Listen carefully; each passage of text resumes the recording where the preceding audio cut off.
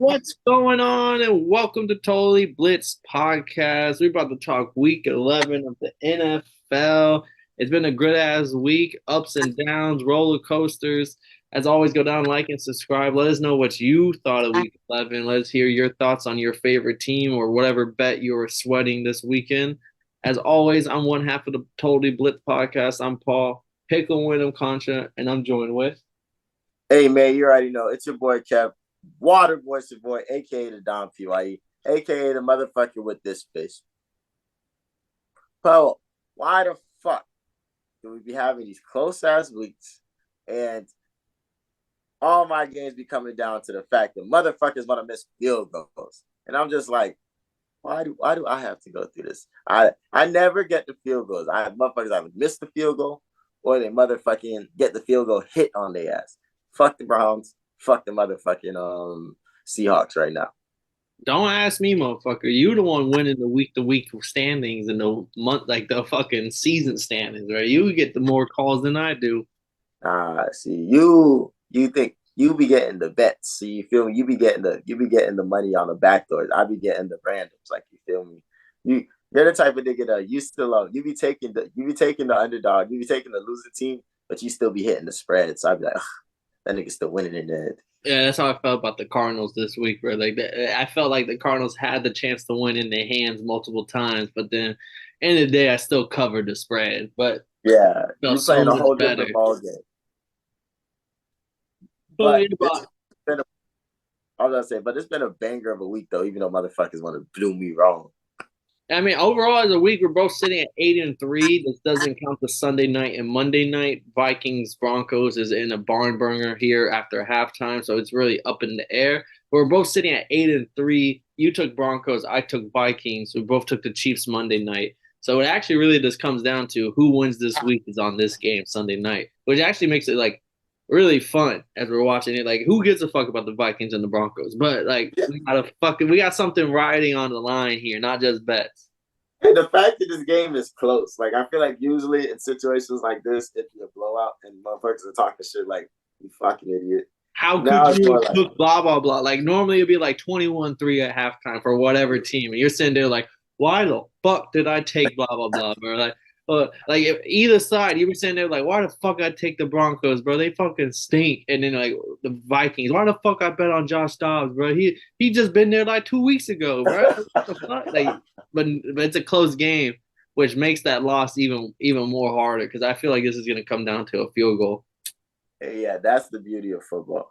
And if the field goal trends keep up as they are, I'm coming out as a winner this week. I don't know. But I mean, 8-3 overall in the week. Oh, we're both. I mean, I'm sitting at 1-1 with my locks. I took Chargers and Browns. 1-1. You're 0-1 right now on your locks. You took Chargers and Broncos. Maybe 0-2, maybe 1-1. We'll see. End of this game. But then our dogs, we both went 0-1. I took Cardinals. You took the Steelers. Uh, Field goals. yeah, both of them. I mean, Cardinals didn't come down to a field goal, but Cardinals definitely had a chance to win it. Steelers coming down to the field goal to lose the game. But wasn't it tied before the field goal 10-10? Yeah. Honestly, I'm not gonna lie, bro. If the Browns didn't win on that field goal right there, that bitch probably was gonna be a draw. I could have seen it because they only made the Steelers only made plays off of Jalen. We'll get into it unless you want to get into that game first. Oh, let me see. Let me see how the slate breaks down. Just because if I don't go in order, my drunk ass might skip it. Oh, it's the second game of the slate, so we might as well start off there. Yeah, the Steelers losing All to right. the Browns, 13-10 field goal. Kev, how they go? So it's crazy, man. So the Steelers definitely I keep watching these games thinking like talking my shit like, yeah, Paul, I'm trying to tell you the Steelers can win off of defense. They could do that off of defense. I be trying this is literally me in my head all game. But then I just realized that this offense really can get put in great positions and do absolutely nothing with it. The only time they really scored was with Jalen Warren, made some really big plays, really was cutting It up on was a the ass. 75-yarder or like a 70-yarder touchdown. It was a long ass run. Pretty fucking fast, pretty fucking long. So like motherfucking we respect that, but at the end of the day, like that's all they got. George Pickens, I want to say he went like 3 yard, three receptions for like 32 yards. So like I can understand when he's saying free me, but it's just like, damn, why the fuck can these offenses not get it together? Because the defense is full of old motherfuckers putting in work. I saw a statistic, bro, and I was kind of shocked. They were saying Kenny Pickett only has like one game in his career. It might be in his career or just this season, but only one game with more than one touchdown thrown. Like, I feel like two is almost like the standard. Like, the only way wrong, you're not going to get two every game, but like, if you get a two touchdown game, that's like a B plus. Like, you're already on the honor roll. Like, it's what you do outside of that two touchdowns that gets you to the A plus territory. But for you to not even hit two touchdowns this whole season, and you're just like a one touchdown motherfucker. Like someone once told me, like imagine, like could you imagine thinking that Zach Wilson would be a better fantasy quarterback than Kenny Pickett? And it's like it's fucking true. Like you can talk all the shit you want on Zach Wilson, but like week in and week out, he's outproducing Kenny Pickett. Maybe not this week, but maybe he did. I mean, 106. I mean, they both are pretty bad, but Kenny Pickett, 106 total yards passing. Like that's bad. Yeah, that's pretty. Hey, you played the whole game. I mean, I do know it's the Browns defense, don't get me wrong, but it's also like this is what you would do. Like if you did this against like a Rams or a Vikings, I wouldn't be shocked just because that's the Kenny Pickett I've come to know and enjoy. No, that's real shit. Oh wait, hey, Vikings in the red zone right now. The pastor not moving. But I mean, outside of the defense, I mean, Jerome Ford gets the touchdown. Strong motherfucker. Yeah, Jalen Warren getting the long touchdown. Like there wasn't much. I mean, it was a couple. I thought the Browns were going to kick a lot of field goals, but it was a lot of this defense. The over under was set at like 32, which is absolutely insane. They're like, is this a preseason game? Like 32 is like a preseason over under, and wow. It still went under because the final score was 10-13. Like this was pure. If you were if I took like a 1950s football enjoyer and brought him to the future and he watched this game, he would have thought he was 1950s, bro. Bro, hey, keep the screen. Hey, that's the pastor not himself. If you would listen to us every week, we say like Joshua Dobbs rushing touchdown is almost a lock every week. That shit is crazy. I don't know. Look at that. Look at that. I got a clear lighter with purple fluid, bro. I'll let you guys know. I got if you don't know, what's the hashtag for the Vikings on Twitter? It's cool. If you don't know, I got a little bit of skull on deck tonight. So like, hey, just know I got all the good juju for the Vikings tonight. No, that's fine. But yeah, shout out the Browns, Dustin Hopkins, make good for making your field goal. You don't suck. On to the next thing, mother truckers. Dolphins beating the Raiders 20-13. Raiders covering the 13-point spread, even though they lose by 7. It was a ball game. I mean, literally. And it was mostly because of the turnovers. Dolphins, 3 turnovers. 1 was the interception, which was an ill-advised pass. But prior to the interception, the game was close from the moment it started because of the fumbles, I feel like. Like, the Dolphins almost had, like, 400 yards of offense going into the third quarter, but only had 13 points to show for it. Like, it was because they just kept fumbling the ball. It's not like the Raiders are stopping them along the way. They did make some big stops, don't get me wrong, but our offense was moving, and then next thing you know, fucking a fumble, a turnover here, and then the Raiders are still in it. Eventually, like Devontae Adams getting the touchdown was nice, but Jalen Ramsey, I think, was the biggest difference maker in this game, but just for the Dolphins altogether. He gets the big stop on the 4th down that against the Raiders, which almost was an interception to seal the game. But he got not interception. Was it interception? I think he got the interception against O'Connell. Like he himself, he has lived up to the billing of, oh, we signed Jalen Ramsey. And a lot of people were like, oh, yeah, it was the pick 6. Jalen Ramsey, I believe, got the pick 6, took it all the way back. Like, What's the pick six? No, that was the fumble six that Javon Holland got. They got called back. But it was just like our defense has actually been making stops. We started off the year ranked 30th against the pass. Now we're sitting at like 13th. Like the little adjustments throughout the year, I think, has helped. Even though we lost against the Chiefs, we held Mahomes to under 200 yards. Like we're making the necessary adjustments come playoff time. I don't think we'll be the same team that would lost to certain teams come playoff time. We're going to be a healthier version, a more solid team, defensive wise and offensive wise. And Tyreek Hill is the most. He's wide receiver one. Like he's the most unstoppable wide receiver there is in the NFL right I gotta get a sounds machine. So we gotta clap it up for the fact that the way that you broke down that tape with all of these different emotions. You're drunk, you're excited, you're happy, you're being an analytical podcaster, and you're getting faded. Like the way all the emotions that was in that tape was beautiful. now. And I was trying to spark my blunt back up. Yeah, yeah, that was beautiful. I'm not gonna lie, that's great. That's great journalism. Yeah, but top tier journalism.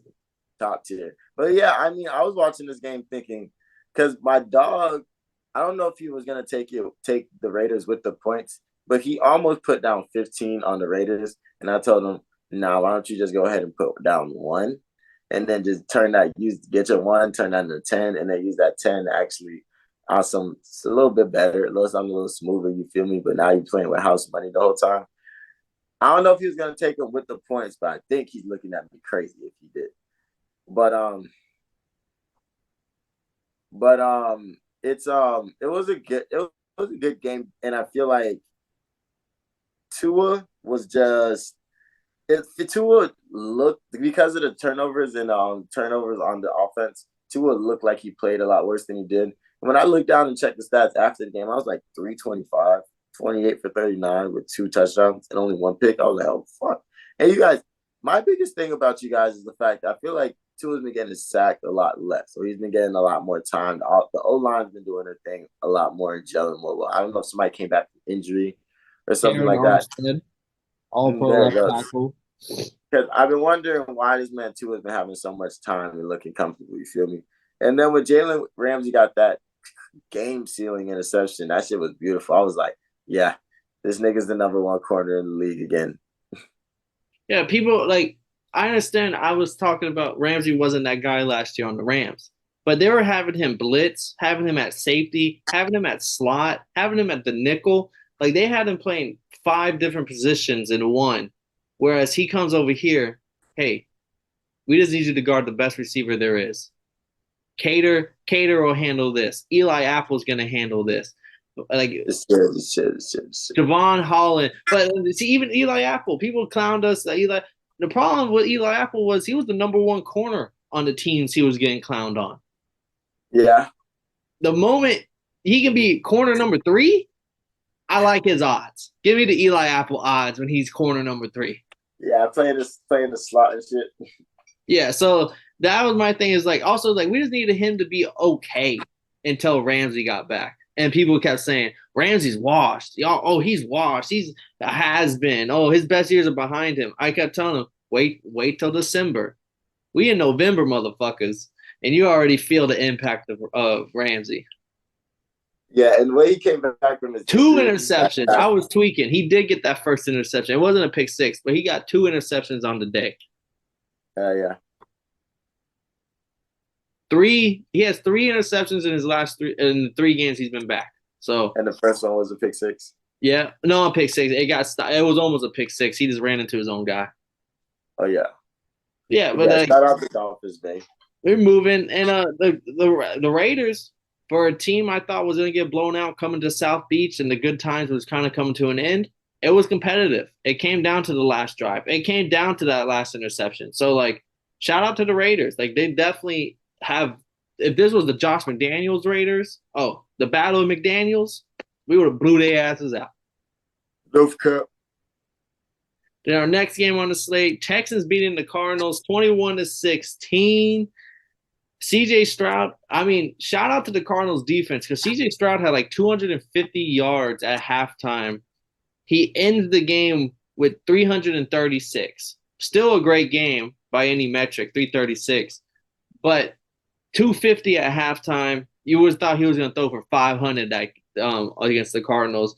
He threw 3 interceptions also. CJ Stroud came into the game with 1 interception, ended the game with 3.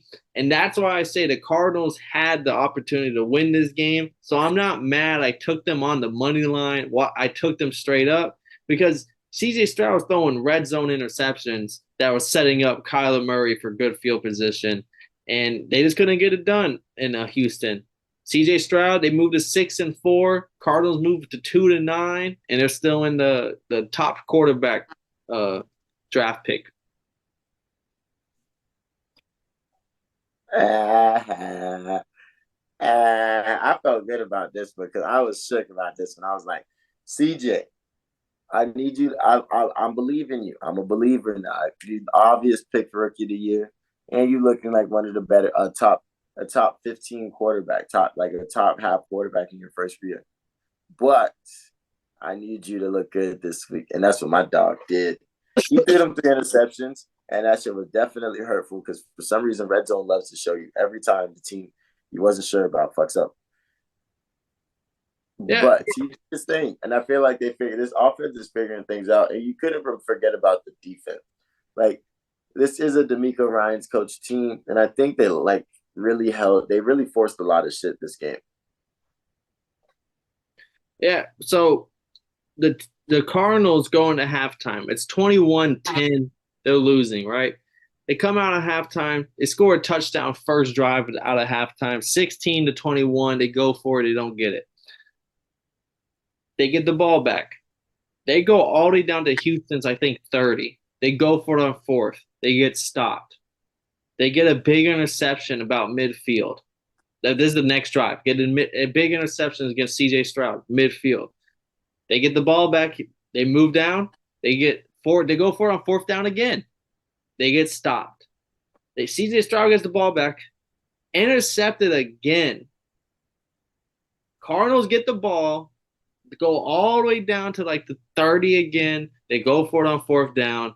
This was the game sealing drive. But you're telling me you're in your territory 4 times and y'all just get 1 touchdown out of it. Y'all go for it 3 times and get stopped 3 fucking times. Like that's the difference in this game. Was if y'all were to settle for fucking field goals, y'all settle for a field goal there. Matt Prater has the fucking leg. Matt Prater can hit. Like don't get me wrong, he misses some, but he also can hit a 55-yarder if he got to. And that motherfucking picked him up on fantasy this week.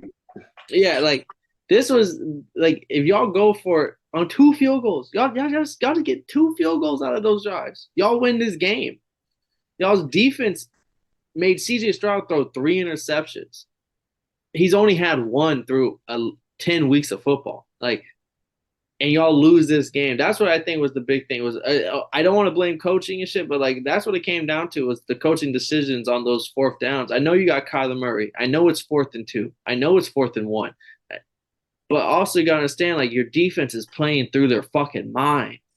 Like you don't think they feel like whenever the defense has to come back out after they see their offense get stopped on fourth down, you don't think that fucking like it's a blow to them versus watching their team score points off of an interception they got. Facts. So I think that's what it really came down to. So that's why I'm not mad that the Cardinals lost. Like this was a game I think they probably not should have won, but like they were in this game to win it. They didn't win it. CJ Stroud, and we got to start talking about like the Texans. If they're 6-4, like what happens if they're in the playoff hunt? I know we're not talking about CJ Stroud and MVP just because there's other candidates like Hurts, Tua, Mahomes. Like there's other guys in the running. But who the fuck had the Texans going to the playoff this season? Like, let's just be real about that. Like, you got like, how do we acknowledge CJ Stroud? Because the rookie year, I don't think gives it enough credit for like this season he's having. No, that's facts. I think he's just an impactful player, and the fact that like, no, he was just so sneakily good when he did first at the beginning of the season because he started off like 3 games in a row with like 300 yards plus passing, and I was just like, oh, I didn't know he was like that. And then he continued to build up, and now he's meshing well with his team. And the offensive coordinator and them are figuring something out, and it's working. So And this is even without having like a crazy season from Damian Pierce like last year. So they just keep on meshing well. And I know I didn't have the Texans in the playoffs, but if they ends up happening, I'm gonna be like, wow, Yeah, I crazy mean, night.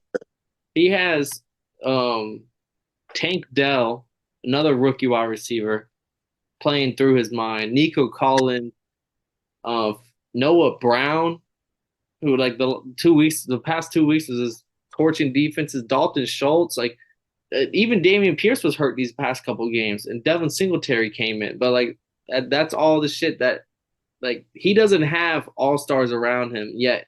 He's playing like as if he do. Oh, that's a big flag on this game. We're about to see what happens Yeah, here. let's see what happened. And then, well, this comes up for a good point here. There's a couple of blowouts, Kev, back to Ah, back. Bubba! Broncos get the fumble. The game is still going. Broncos get the fumble 17-9, third quarter, 2.5 minutes left, basically. Ah! They needed that stop. But a Oh, couple of he's these not hitting the blowouts, ball Kev, either. the Jaguars beating the Titans 34-14, and the Whoop that ass. Cowboys beating the Panthers 33-10. Out of these two games, which one was more interesting to you? Definitely the Jaguars and the Titans because the Titans had that trick play with DeAndre Hopkins. That should look pretty cool. And then Oh, I they think they needed had that. I don't know if that was their first touchdown or second, but they needed that one. I think it was at first. And they had another trick play. So they had some trick. My dog my dog Rainbow had some trick plays written up. So he had some cool shit. They did that. But I think it was more Jaguars. Trevor Lawrence looked really good. Him and Calvin Ridley were meshing very well this game. And Trevor Lawrence was just taking that bitch's damn self if he needed to. So this was a very good win for them, especially after coming off a loss. And then they're really establishing that they're a team that's going to be peaking in the playoffs. And once again, if you stop the Titans' run game, their best runner was like Chris Moore. He got a carry that went for like 30 yards, and that's their leading rusher for the game. Shut it down. Yeah, like Jaguars basically taking out they got blown out by the 49ers the week before, and they took out that frustration against the Titans, which they should have. They want to be a playoff team. Facts. And on the other side, the Cowboys, like I said, 33-10 against the Panthers. Blanche getting a pick six. He has 4 on the year. If he gets another one, he breaks the NFL record for pick sixes on the year. Tony Pollard, Tony Pollard getting a run up the middle where he just carries a few of the Panthers defenders on his fucking back for a touchdown. And TD Lamb, another week, another touchdown. It's the cow. I know it's against lesser opposition, and that's what the Cowboys are known to do. But these past few weeks for the Cowboys, their offense and defense has just been clicking. Yeah, the motherfuckers are a problem for sure. Um, he didn't throw Michael Gallup a touchdown. I'm not gonna say. I'm not gonna trip though. But There's a lot. I'm sorry. yeah, but I mean, the Cowboys are just doing what they're supposed to do. I just need them to continue this level of play when they're playing other high quality talent. But it's not like even the games that they lost, they look crazy bad. And maybe that game against the Cardinals was kind of really crazy, but that game against the Eagles wasn't terrible.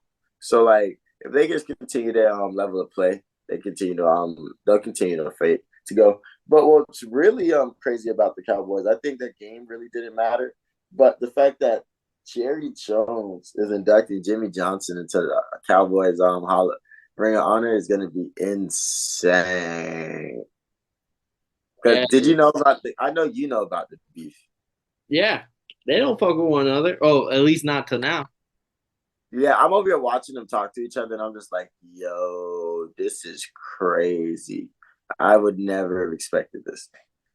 They did go on air I think it was last year. They went on air and they were both a part of like because of the Cowboys game, and they were both a part of like the Fox pregame or one of the pregame shows. And Jerry did say like I want to say like, I apologize, and I really hope like we're both too old for this. I hope we move forward and like go Cowboys. And they shook hands, and he was like, I appreciate that. Like, you know, like they on air they ended the beef. So like it is still mind blowing to think because it's not that long ago where they didn't fuck with each other at all. But like it is like Cowboys Nation in the day like we already get so much heat from other fan bases and the media and all that like we gotta at least have each other's back. And I feel like that's how the Cowboys and alumni always look at one another. Yeah, I was like, whatever they had going on was beef. That's just how I always looked at that shit. I was like, it wasn't a disagreement. It wasn't just two bit motherfuckers being stubborn. That shit was beef. And now that that shit is squashed, I'm just like, wow, anything can happen. And then on to our next game. My nominee for the game of the week is the Lions beating the Bears 31-26, Kev.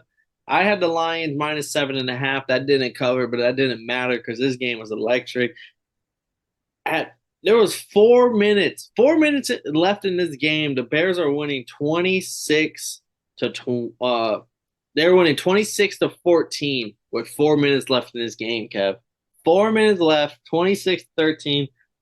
A minute drive, they go 75 yards, score a touchdown.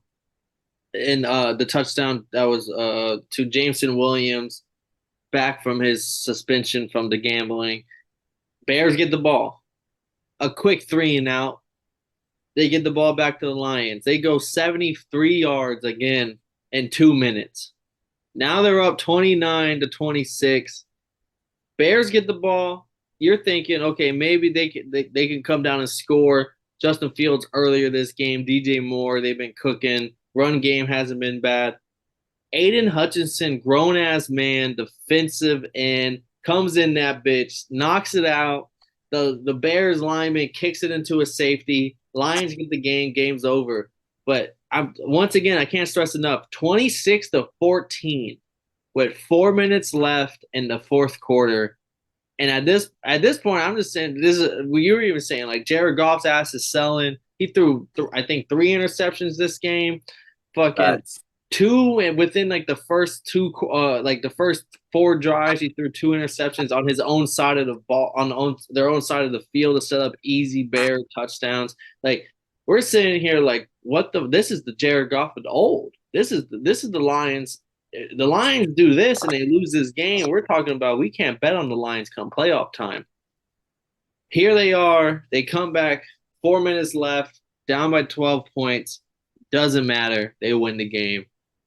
How do you feel? Because I haven't spoke to you since we were talking down on Jared Goff and the Lions, Oh, and I haven't we spoke was to you about this game since. we was talking on day ass because he was like Lions struggling early. I was like, okay, cool. Because I just got in from church. I go check. You say Lions struggling early. I was like, maybe somebody fumbled or something. Maybe somebody got hurt. I'm looking immediately. I look up and I see Jared Goff throws an interception, and I'm quite upset. And then I go take off my church clothes. I come back. I see fucking immediately. I see Justin Fields throw a laser dart to DJ Moore in the end zone. I'm just like, my my Justin Fields doesn't matter. Doesn't help. Motherfucking take looks crazy as fuck right now. So, and then you got motherfuckers picking Jared Goff off. This is like their first ever interception in the NFL type shit. Like, you're really just throwing that bitch in their coverage. So it's like, yo, what the fuck is going on? But they definitely figured it out. Can't I forget about Amon-Ra St. Brown? He fucking was ready. He came ready to play. Jameer Gibbs came ready to play. 2 yard touchdown. David Montgomery punched that bitch in to steal the game against his former team. And you know the announcers and interviewers and reporters and were eating that shit up when that shit happened. So they definitely tightened up, and I bet you they got into the locker room and got stupid lit. I know my dog Dan Campbell had a good ass motherfucking speech for their ass. So shout out my Lions. Yeah, and I said about the Jags and I say about the Lions. I think they're this new generation of playoff teams. If they keep this core around them, Chargers, I thought that might be them also, but like this year is kind of showing that without a run game, the Chargers ain't shit. And the Jags and the Lions, those are two teams that have really good quarterbacks that are not that old and could do it for the next 5 or so years. And they have a running back or at least a running game to lean on. Whereas Austin Eckler and the Chargers, I can't say about. So like that's why I'm like the Lions. They came back. I thought they should have lost this game. Don't get me wrong, but even if they would have lost this game, it's a divisional game. Justin Fields' first game back. The Fields, for whatever reason, in the first two quarters, he has looked electric in all the games he's played in. And Jerry Judy's a fucking demon for that little that's Yeah, one you of the saw moves that. that's one of the moves I used to pop out back in the backyard football, a little fake lateral to get someone to second guess, jump over. And I'm not the fastest guy, so I had to, you got to use some moves. Yeah, that shit was clean as fuck. I'm not gonna lie to you, but hey, the Vikings definitely stuffed that next round.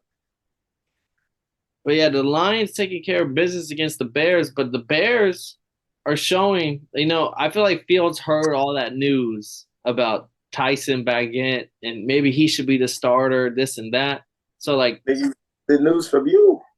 not bro, you must not have your ear to the media, but that was like the biggest talking point for everybody is like the Bears are winning. The Bears have two wins with the just undrafted guy. Like he's doing things I haven't seen Fields do. Like Tush push, tush push. so the Lions get a good, not easy one, but a good win. And in the next game, we both were wrong on the Packers losing to the Chargers. I mean, the Chargers losing to the Packers 23-20 in Lambeau.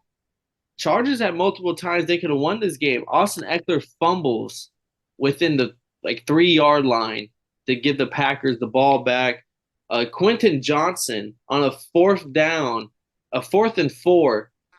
Justin Herbert hits him on the fucking money on a go route. And if he would have caught that, that's probably a touchdown with less than 2 minutes in the game, and they're up now. Instead, it's a turnover on downs. Packers get the ball back, less than 2 minutes to go. Like, game's over, basically. Like, the Chargers losing this game, they lost my best bet. The Chargers looking real bad right now. Yeah, I mean, I don't mean to correct you, but I think it was a third down. And that shit was so disrespectful because I feel like there was somebody open across the middle, but Justin Herbert saw that shit, saw the exact coverage he wanted. He saw the safety was too far back. The one-on-one had him beat, threw that bitch up. And at first I thought it was a little long, but when I looked back at the thing, I was like, nah, he hit him right on the pocket, right on the dime. And this motherfucker dropped it.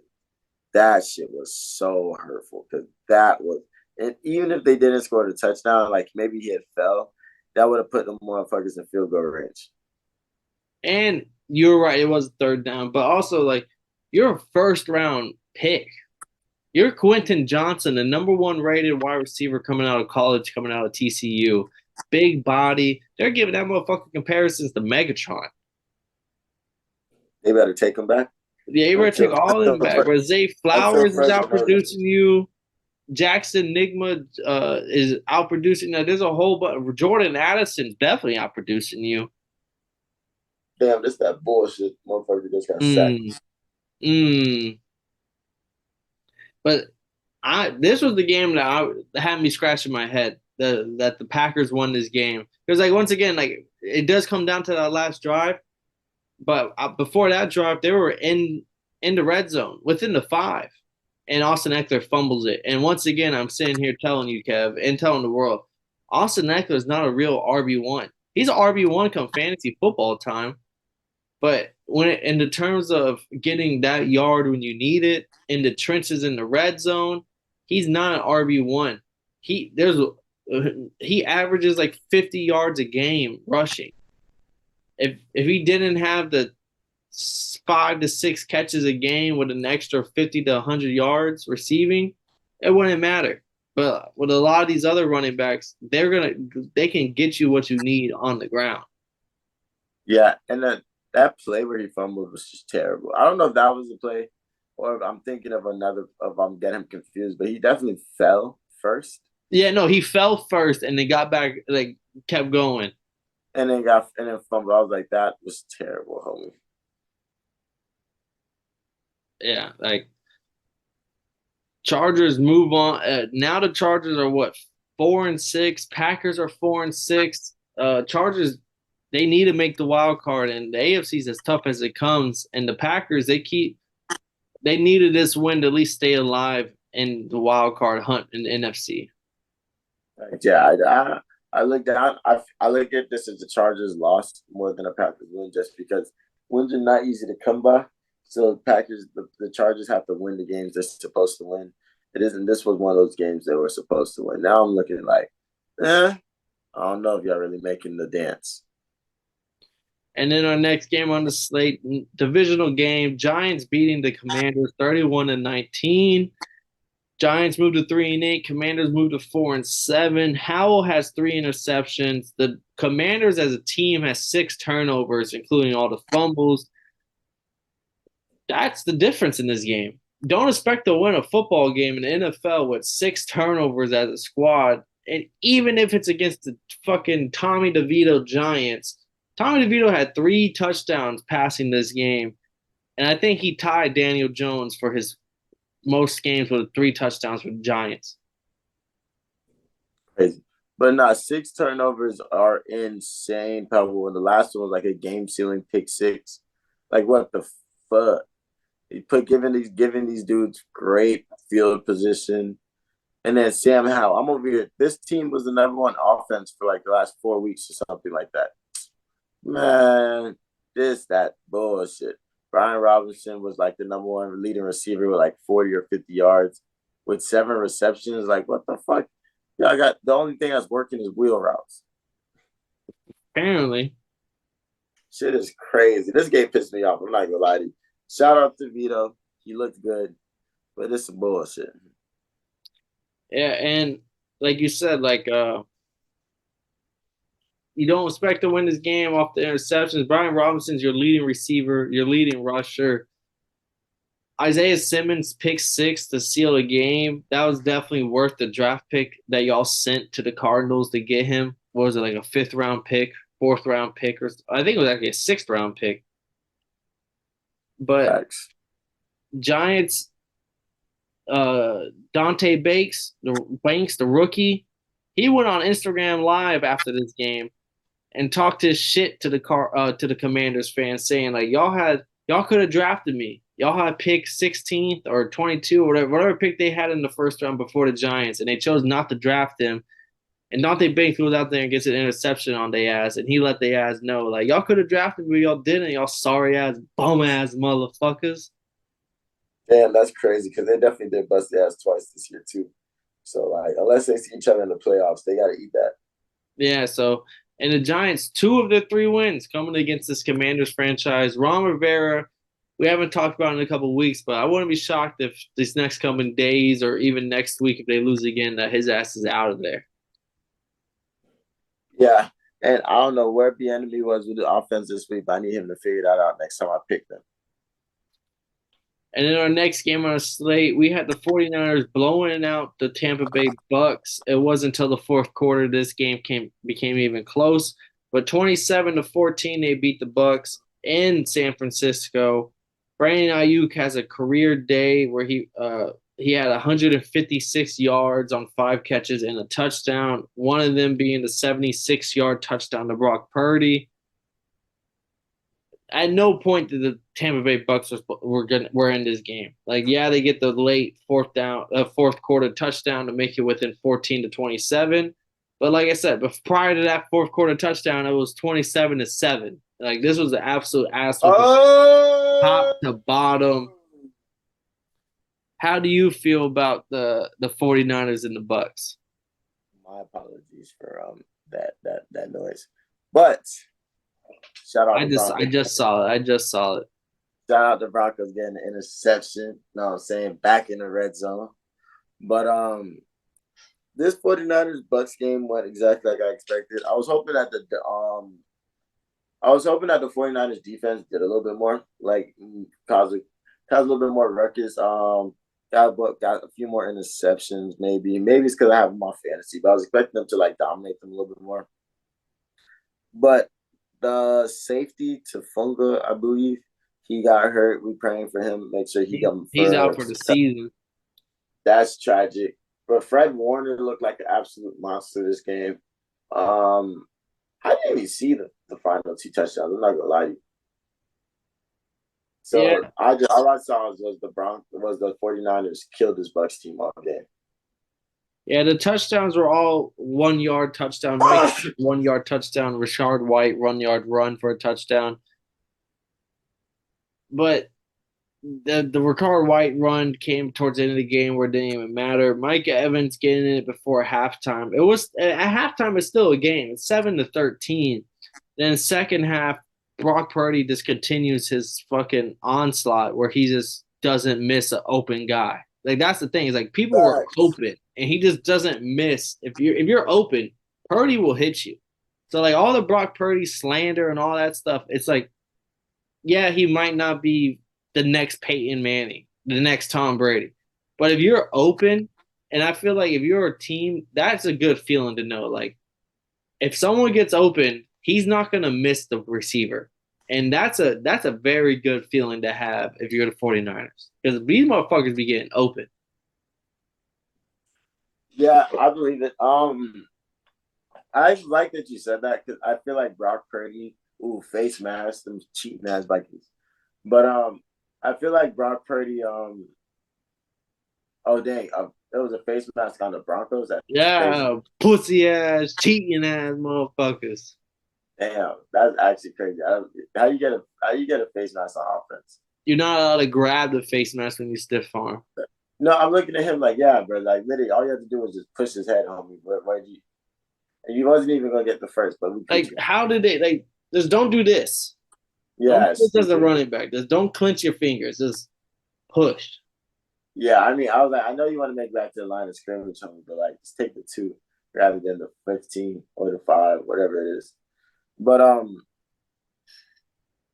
the Brock Purdy, when people say he's a system quarterback, I'd be like, yeah, I could see that. But for me, when it comes to Brock Purdy, I feel like if you put a lot of people in that system, bro, 15-yard penalty is crazy. The boys is on the fucking 23.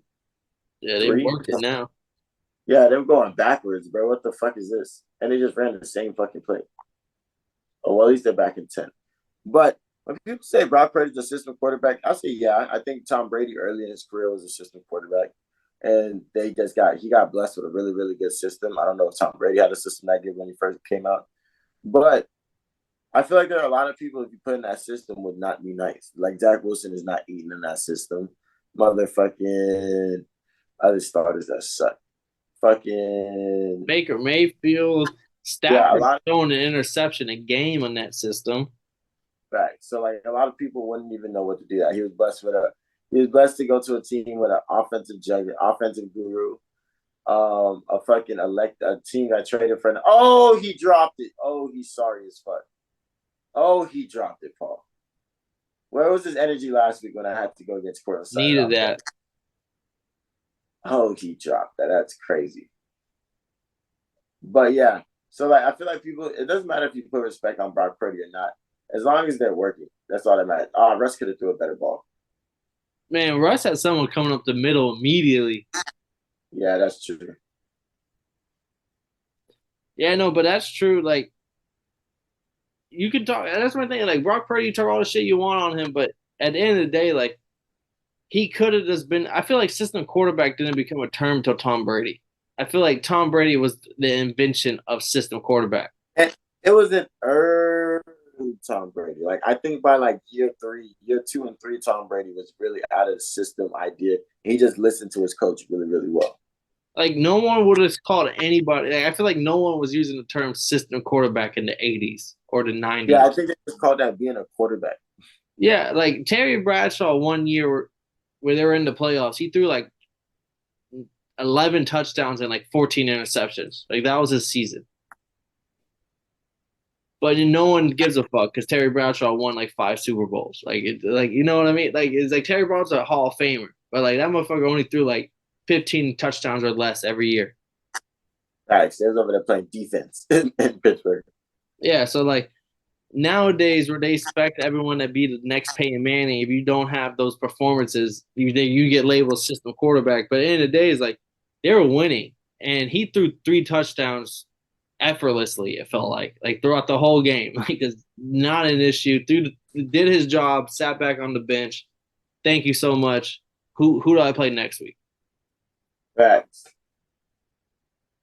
And then we had the AFC East divisional game, a blowout of proportions, 32-6. The Bills blowing out the Jets. At one point, it was like the not halfway, but it was second quarter, and the Jets had like 6 total yards of offense. Crazy. Absolute ass whooping from offense to defense. Josh Allen just didn't turn over the ball. Like, yeah, he had an interception. He's still doing Josh Allen things, but he just didn't do those dumbass passes, those dumbass forcing things. Yeah, and then I think he definitely slowed down on that, and I think he kind of set the presence in the game early when he showed that like I know I'm not running like crazy, but I can still go run that bitch. Like I'm still gonna. I think when he sets that presence early and makes the defense make sure they have to wonder at all times, that's pretty dangerous because the Bills are at their best when the defense has to worry about them boys over the top. Where the fuck is Stephon Diggs at? And as well as is Josh Allen about to run this bitch because he's mobile as fuck? I think that's when the Bills are at their best. I don't think they did that crazy much this game, but they're getting back to their ways. Because they had a stat that like after like week 11 since 2020, Josh Allen is like 18-3, which is like the best ever. But like that's a crazy ass stat. Yeah, and at half, I mean, the Jets only score 6 points, like total. They scored that touchdown before halftime. They go for two. They don't get it. But the Bills put up fucking 16 points, and it was all field goals and then one touchdown by Josh Allen. The Jets don't score anything if Josh Allen doesn't throw that interception to set up the short field for the Jets. So you're telling me if Josh Allen plays a conservative game and they score, like I said, they only scored one touchdown prior to half, it would have been 16-0 going into half, let alone 32-6 into the game. It would have been 32-0 if they don't let that easy touchdown because Josh Allen throws the interception right before halftime. But that's what conservative Bills offense does. That like if Josh Allen just does this every game and he's okay with the field goals, they're putting up 30 every game. Yeah, the boys are pretty fucking dangerous right now. Lethal. They still have some things they gotta tweak, but they are lethal. But I feel like you say this around the Bills every. I think we should always say this about the Bills around this time every year. Yeah, but also it's just I say this about the Bills when they play conservative football. Facts. When they just play football the way it's supposed to, like if Josh Allen does what any competent quarterback does and just throw the ball away, don't try to force it, just understand this play doesn't work or this down is a dead down, like this down, fuck, it didn't work. Just take the sack. But instead, we get a lot of the Josh Allen trying to do too much, and we get 3 interceptions a game, Josh Allen. Facts. And then our last game of the 4 o'clocks, Kev, the Rams beating the Seahawks 17-16. It came down to the wire, the final kick of the game. Jason Myers misses it for the Seahawks. The Rams win. I took the Rams. You took the Seahawks. How did you feel?